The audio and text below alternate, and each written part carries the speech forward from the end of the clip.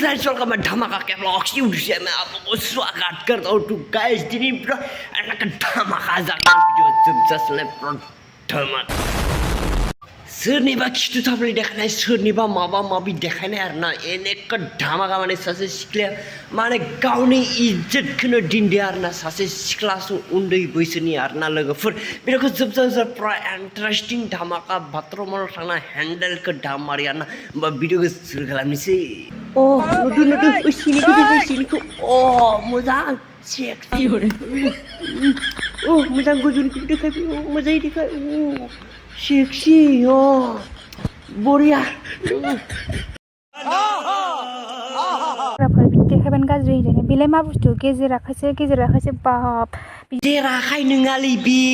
नोंसोरनि एलग्रा आखाइसो बे एलग्रा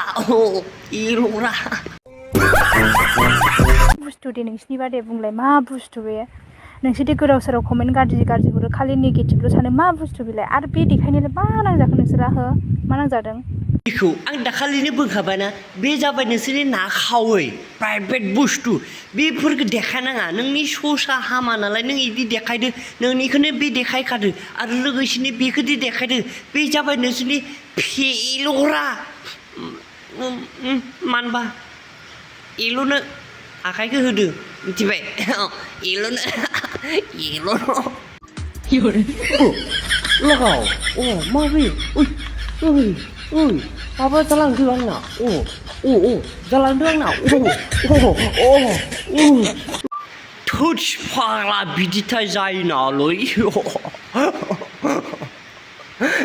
तो गाइस भिडियोखौ नायनानै बोरै नांखो जास्ट फानि हिसाबै बानायनाय जाबाय आरोना भिडियोखौ इन्टारेस्टिं नांदोंबा लाइक शेयार कमेन्ट आरो साबस्क्राइब खालामना दाबाव बिदि भिडियो मोननो थाखाय आंनि चेनेलखौ साबस्क्राइब खालामना लादो माथो बुंनो अखा हादों आरोना बहुत